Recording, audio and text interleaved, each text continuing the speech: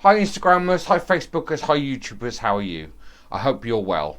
The 6th of August 2021, outside Downing Street in central London, saw a protest and rally held by the trans community and a number of organisations to protest at the way the Tory government in the United Kingdom is treating the trans community, and also a protest against the wide coverage that the community as a whole suffers in the media that's not good in the United Kingdom. What you're about to see are a couple of speeches made by some people at the protest, and you will see some footage of me arriving and shooting up along this road to show you how big the crowd was. I will see you on the other side. Please enjoy and listen out.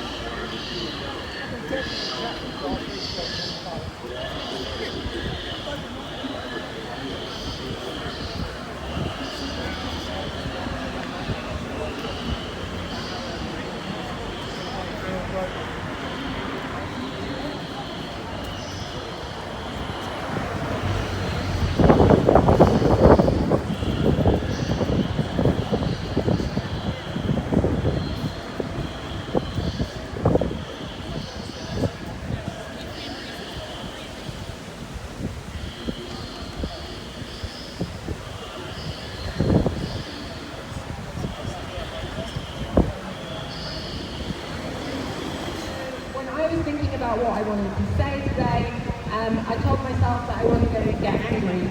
And then I realised exactly why we're here.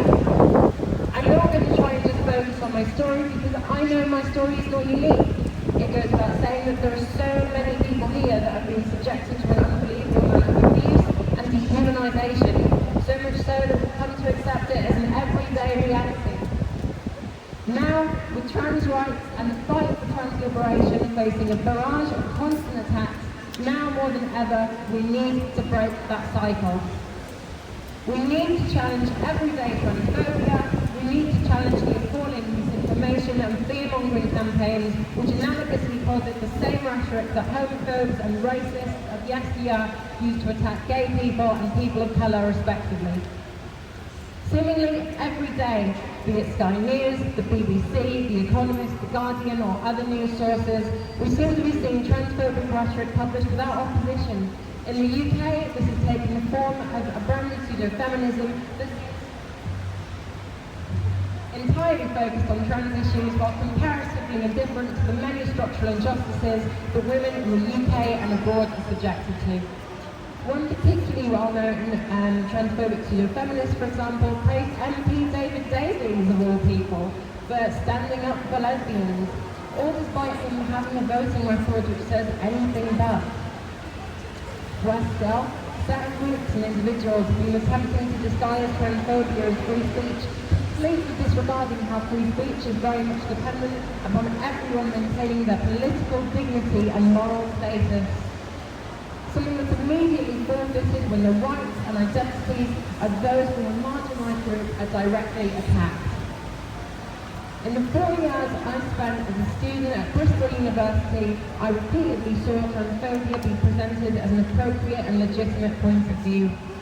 The worst of this came in 2018 when a student group at UOB hosted a known transphobe at the exact same time as Bristol SU's Vigil for Trans Day of Remembrance. How is this okay? In the face of this, several of us decided to protest, and the very next day, we were met with a barrage of online abuse which I was disproportionately subjected to. Of course, this wasn't just limited to transphobia. I had several people hint, and one person say outright that I looked like a gollywog. This was because we protested the fact that a known transphobe was literally scheduled to spout transphobic rhetoric while at the same time, on the other side of the university, the names of the trans people who had been brutally murdered that year was supposed to be remembered. I recall thinking to myself that sends a far stronger message to trans students than a performative rainbow flag ever could. What's worse though is that the same speaker and several other high-profile transphobes were invited back. I asked a member of senior management directly if the event could be made student-only on the basis of trans and BME students. she refused. Of course, as many of you know, transphobia is not exclusive to the realms of news and academia. Last year, former Health Minister Jackie Doyle-Price appeared on the podcast of a certain transphobic conspiracy theorist who maintains that young people are being forced into transitioning to legitimize what she deems a fetish. On the podcast, Doyle-Price making rather sinister claims about trans people, but I guess what do you expect from someone who accuses another political party of being paid by pharmaceutical companies to promote trans rights? That's our former health minister. It's certainly no surprise then how trans people are treated in this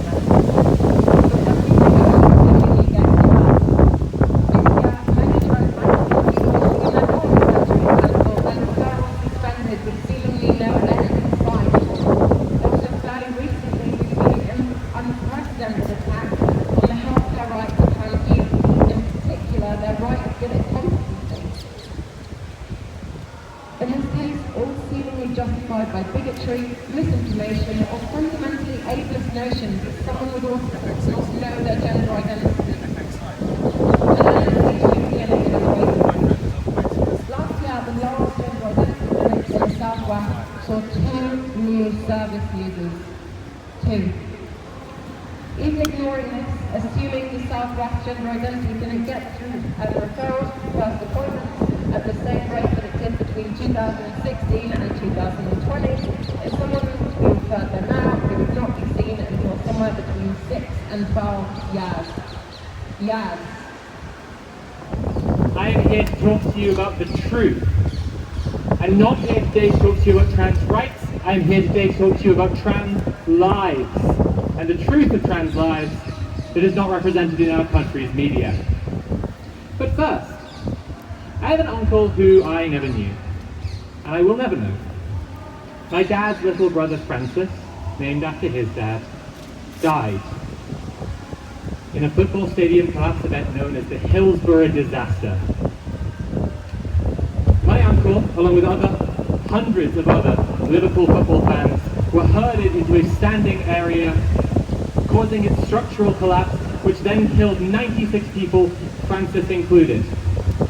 This was the fault of the police negligence and incompetence. But when football fans started trying to escape the deadly crush and climb the fence out of there, police climbed up the other side of the fence, according to witness reports, and shoved them back down into the deadly crush. They thought that the victims were dangerous football hooligans, rather than panicking people trying to escape a deadly situation that they, the police, had caused.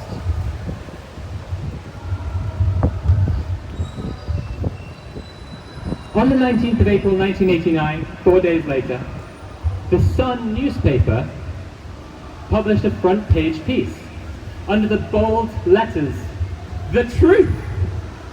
They claimed that the football fans had picked victims' pockets, urinated on, quote, brave cops, and even attacked an officer who was trying to... These disgraceful lies, apparent to Liverpudlians for what they were, resulted in a boycott campaign to not buy the Sun, which lasts to this day.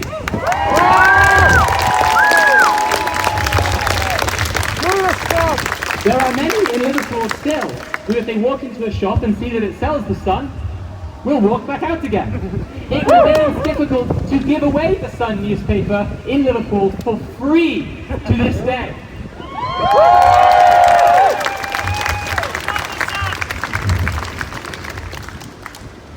And let me tell you another interesting historical fact.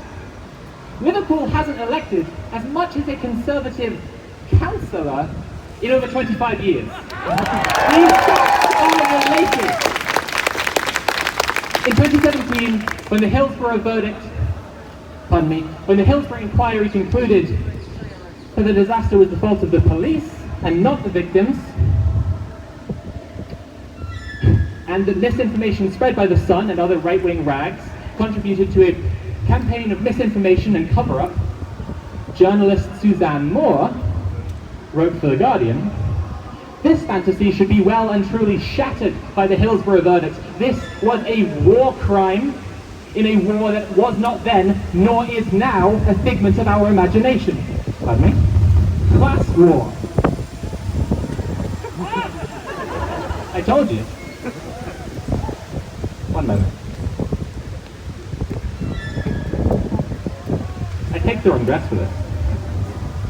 The especially bitter irony of the Sun's lies there, of course, is that they published them under the words, the truth. The phrase, speak truth to power, is supposed to be the journalist's mantra. It's the phrase that journalists should see every time they close their eyes. It's the phrase that should dictate every action and effort made by journalists professionally. And yet, our country's media speaks with a forked tongue. The media loves to provide two options. One, patently bad. The other, the one they want you to agree with. Do you support dangerous football hooligans who urinate on brave officers? Or do you support brave cops? That's easy enough for right-wing papers who thrive on bigotry, of course. But for the mainstream and left-wing journalists, making tolerance and acceptance unpalatable is a little more difficult. And so they rely on debate. Debate whether trans people should be allowed to use public bathrooms. Debate whether we should be allowed in sports. Debate whether our lives are even worth living. Which, if my skirt keeps blowing up, mine might not be. From there you can have all sorts of debates about the debate. Is it wrong to silence people who express bigoted views against trans people? Of course, all the while platforming those people so they can have their side in the debate. But never, of course, allow trans people to just come on and tell the truth about our own lives. This is a debate for cis people only. And that's because the debate exists to legitimize bigotry, a position which should never be legitimized or even tolerated. So, when thousands of people marched at the end of June for Trans Pride, myself included, the BBC didn't even mention it. They instead reported on an anti-lockdown conspiracy theorist march that was happening the same day. Let's check these. The Telegraph published an article the day of Trans Pride claiming that children's TV shows are grooming children and coercing them into being trans. The Times published an article that day claiming trans equality legislation bullies bosses. You can't make this shit up. The Daily Mail, of course, published multiple articles that day talking about trans people brainwashing children.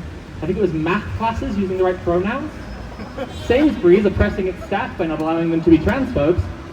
And most delicious of ironies, claiming that LGBT activists want to censor the news and control what information gets published. What you heard was a couple of the speeches that were held at the rally. I hope you enjoyed it and I hope you got something out of it, and I hope the audio quality wasn't too bad and you were able to pick up what they said. It was a very good rally. I did enjoy it in the sense that I wanted to show my solidarity with the community, and I wanted to film this vlog so that there would be a record of it. My Generation did some footage on the day and released it up onto YouTube, Instagram, sorry.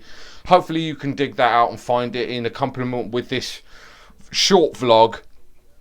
As I say, it was a good rally. It was a good attendance, and I did enjoy it. I didn't stay for long. I had to get back to Southampton, so I was only at the rally for just over an hour. But I got the full impact of it, and it drove me to want to protest more and demand more rights and equality for my community. So I hope you got something from it. So I will hopefully do some more vlogs for you shortly. Please like, share and subscribe, and I'll see you soon, people. Goodbye.